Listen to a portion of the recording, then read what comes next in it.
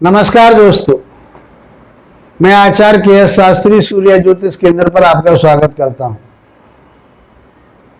मित्रों, हमारी जो चर्चा चल रही है वो शनि देव के बकरी होने पर चल रही है और आज जो हम बात करेंगे वो तुला राशि वाले जातकों के लिए करेंगे कि तुला राशि वाले जातकों के लिए ये शनि का गोचर जो अब मार्गी चल रहा था, मार्गी से अब 29 जून को ये बकरी हो जाएंगे और 15 जून 2024 तक ये बकरी रहेंगे।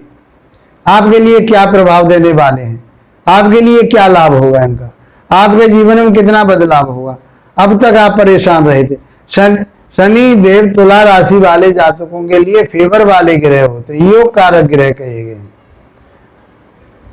तो बकरी होकर के ग्रह अपने उस फल को देने में शिथिलता महसूस करता है, कमजोरी महसूस करता है और ये शनिदेव बकरी होने जा रहे हैं 29 जून को। तो जो लाभ प्राप्त हो रहा था आपके लिए, जो उन्नति तरक्की आपके लिए हो रही थी, जो आपका विवेक ज्ञान बढ़ रहा था, आप जो शेयर मार्केट में कमा, वो सारी चीजों पर कहीं ना कहीं अब देरी होगी और लंबा खींचेगा।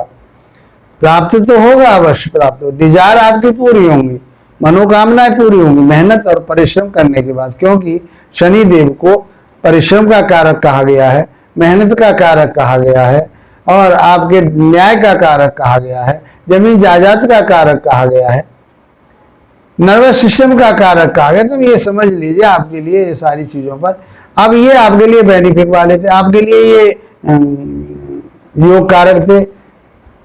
और कहाँ चल रहे हैं आपकी राशि के मुताबिक, वो पंचम भाव में चल रहे हैं, अपनी राशि मूल त्रिकोण राशि में।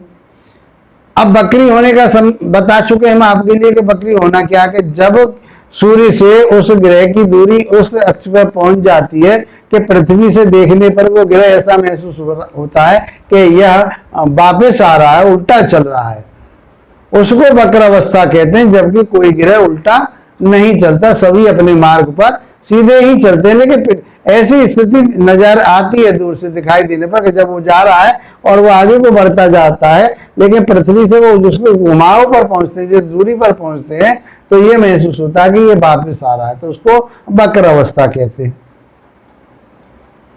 इसका जिस ग्रह में से, जिस भाव में से गया उस भाव पर भी इसका प्रभाव पड़ता है। 12वें भाव पर अपने से 12वें भाव का भी ये प्रभाव देते हैं, जिसमें चल रहे हैं वहां का भी प्रभाव देते हैं, जहां बैठे हैं वहां का प्रभाव देते हैं, जहां बैठ करके जिन घर को देखते हैं, जिन भावों को देखते हैं, वहां का भी ये प्रभाव देते हैं। आइए मित्रों समझते हैं। चैनल को लाइक शेयर सब्सक्राइब अवश्य करें ताकि आप हमसे जुड़ जाएं और आप इसका लाभ उठा सकें। लास्ट तक देखिए वीडियो और लास्ट में मैं इसके आपके लिए उपाय भी बताऊंगा। तो तुला राशि वाले जातकों के लिए ये चौथे भाव के और पंचम भाव के स्वामी बनते हैं, इसलिए केंद्र और त्रिकोण का जो ग्रह स्वामी होता है वो राजयोग कारक होता है, योग कारक होता है। तो बुद्धि विवेक ज्ञान आपका बहुत अच्छा रहेगा। ये पंचम भाव में बैठे भूमि भवन वाहन की तरफ आपको आकर्षित करेगा। आप चाहेंगे कि मुझे जमीन जायदाद खरीद लूं, लेकिन शनि देव देरी के प्रतीक है, जो रिजल्ट देते हैं वो देर से देते हैं और ये बकरी हो चुके हैं तो और भी देरी नजर आ रही है। अब आप अपने माइंड को एकत्रित करके चलें कि माइंड आपका विचलित ना हो, स्थिरता बनाए रखें, माइंड में भ्रम पैदा ना करें, आलस्य ना आने दें, मेहनत करें और परिश्रम करें, विवेक के साथ आगे बढ़ें। तो पंचम भाव से आपके निर्णय लेने की जो क्षमता बढ़िया बन रही थी, क्योंकि पहले भी ये रेट्रोगेट चल रहे थे, जब परेशानी आई फिर ये मार्गी हो गए, कुछ सुधार हुआ, अब ये फिर बकरी हो गए, तो वह स्थिति जो पहले चल रही थी वो कहीं कमजोर फिर आने वाली है, कोई ना कोई परेशानी फिर बढ़ने वाली है, आपके आर्गुमेंट बढ़ने वाले हैं। तो पंचम भाव से हम बुद्धि विवेक ज्ञान देखते हैं, संतान देखते हैं, लॉटरी जुआ सट्टा देखते हैं, यहां से हम शेयर मार्केट देखते हैं, आपकी इच्छाएं देखते हैं, गर्भाशय देखते हैं, ये सारी चीजें पंचम भाव से देखते हैं। तो इन सारी चीजों में कहीं ना कहीं अब कमी आने वाली है, जबकि ये देंगे, उसको देरी से देंगे। कमी ये नहीं है कि आपको देंगे नहीं, देंगे, लेकिन उसमें दिन देरी होने की संभावना बन रही है। तो दिन देरी को पूरा करने के लिए आपको मेहनत परिश्रम ज्यादा करनी पड़ेगी। पंचम भाव में बैठ करके इनकी जो तीसरी दृष्टि जाएगी दाम्पत्य जीवन पर जाएगी। तो दाम्पत्य जीवन को संभालें, आर्गुमेंट ना करें। देखिए यहाँ से पंचम भाव से हम जो है लव रिलेशन भी देखते हैं, तो लव रिलेशन भी आपके अब तक अच्छे बनने होंगे, लेकिन अब रेट्रोग्रेड होने जा रहे हैं तो उसमें कहीं कमी आई, क्योंकि आप उल्टी सीधी बात करोगे, इनको प्रॉब्लम कर जाओगे, हम ले आओगे अपने अंदर, तो फिर जो है सरदर्दी हो या उसमें आलस ले आओगे, तो फिर आपके जो लव रिलेशन है उसमें कहीं कमी नजर आ रही है। तो आलस नहीं करना, आपको आर्गुमेंट नहीं करने, तो बढ़िया चलेगा। यही उपाय होते हैं, इसको समझना पड़ेगा आपको। शेयर मार्केट में पैसा लगा रहे थे तो इस समय तक रुकिए थोड़ा सा, और उसमें इसमें स्थिरता आने दीजिए, उसके बाद में लॉन्ग टर्म के लिए आप इन्वेस्टमेंट कर सकते हैं। इससे पहले 29 तारीख से पहले आप लगाना चाहते हैं तो आप लगाइए कि शेयर मार्केट में पैसा, उससे बाद में पैसा ना लगाएं, नवंबर तक आपको रोकना पड़ेगा। सप्तम भाव पर दाम्पत्य जीवन पर इनकी दृष्टि जा रही है और वहां मंगलदेव बैठे हुए अपनी ही राशि में। तो दाम्पत्य जीवन में कहीं खटास ना आए, इसलिए आपको तीखापन छोड़ना पड़ेगा। मंगल वहां बैठे हुए, कहीं उत्तेजना नहीं लानी है, कोई क्रोध नहीं करना है, कोई गुस्सा नहीं करनी है, नहीं तो वैवाहिक जीवन में कहीं ना कहीं खटास पैदा होने की संभावना बनती है।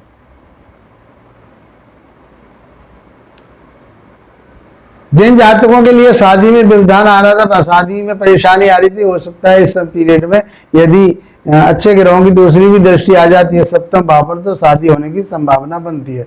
संतान योग भी इस पीरियड में बनते हैं, लेकिन उसको बहुत केयरफुली होकर के आपको संतान कंसीव करने की हिदायत देता हूं मैं कि आप उसको करिए, लेकिन उसके ऊपर आपको अपना माइंड हर समय, उसको समय समय पर डॉक्टर के यहाँ जाना, डॉक्टर को दिखाना और उनकी केयर करना, ये सब आपको देखना पड़ेगा।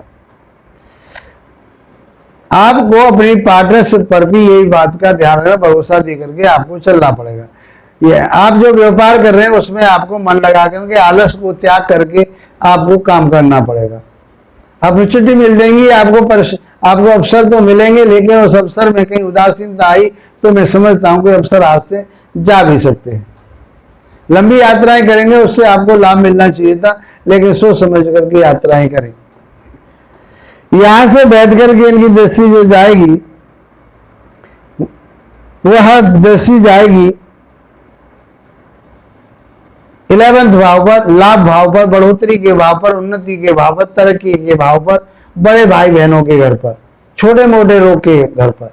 तो इस समय छोटा मोटा रोग जो आपके सब सही हो गए थे, होने जा रहे थे, अब उसमें फिर थोड़ी सी ये संभावना बनती है कि छोटा मोटा रोग कोई आपके लिए बात रोग होने की संभावना कर रहा हूं, बात रोग आपके हो सकते हैं। और आपकी मनो इच्छाएं जो आपकी थी, चाहे वो भूमि भवन वाहन लेना चाह रहे, जमीन जायदाद लेना चाह रहे, न्याय के मार्ग पर चलना चाह रहे, जुडिशियरी में आप जाना चाह रहे, आप वकालत कर रहे हैं, उनमें कहीं ना कहीं कमी नजर आ रही है। वो मिलेगा आपके लिए, लेकिन देरी देर से और परिश्रम करने से आपको प्राप्त होगा। तो परिश्रम भी करना है, अपने माइंड को स्थिर रखना है, और अपने परिश्रम के माध्यम से, ज्ञान विवेक के माध्यम से आपको अपनी डिजायर पूरी करनी है, तो आपको लाभ प्राप्त होगा ही होगा। यहां से जो 10वीं दृष्टि जाएगी उनकी, वो आपके सेकंड भाव पर जाएगी। सेकंड भाव होता है वाणी का, सेकंड भाव होता है परिवार का। तो मैं समझता हूं कि वाणी को आपको कंट्रोल में रखना पड़ेगा। यदि आपने तीखापन लिया, आपने उदासीनता लिया है, उसमें आप कहना कुछ चाह रहे, कह कुछ दिया आपने, तो परिवार में विद्रोह फैलने की संभावना हो जाएगी। आपको पैसा मिलने की संभावना थी, कहीं से आपके लिए पैसा आ रहा था, आपने कहीं दे रखा था, तो उसमें कोई परेशानी आ सकती है, रुकावटें आ सकती हैं। इसलिए आपको आर्गुमेंट बहुत सोच समझ के चलना, वाणी आपको कंट्रोल में रखनी है। हिम्मत और ताकत के बल पर आपको, अपने परिश्रम के बल पर, मेहनत के बल पर आगे बढ़ना है। यही शनिदेव देते हैं। यदि ये रिजल्ट आपको प्राप्त नहीं हो रहे हैं तो आप अपनी जन्म पत्रिका को अवश्य दिखाएं कि कहीं उसमें शनि की स्थिति या किसी और अन्य ग्रह की स्थिति कोई कमजोर तो नहीं है, वो पीड़ित तो नहीं है। सामान्य तौर पर आप इसको क्या करें कि शनिदेव के बीज मंत्रों का जाप करें, ओम शम शनिचराय का जाप करें। शनिवार के दिन शनिदेव मंदिर में जाकर के पीपल के वृक्ष के नीचे सरसों के तेल का या तिल के तेल का दीपक जलाएं, हनुमान चालीसा का पाठ करें। तो मैं समझता हूं आपके लिए ये जो महीने जो बकरी ग्रह का जो रिजल्ट आने वाला है, जो उदासीनता देने वाले हैं, वो आसानी से समाप्त हो जाएगा। इसी के साथ मित्रों आप लोगों का धन्यवाद। नमस्कार।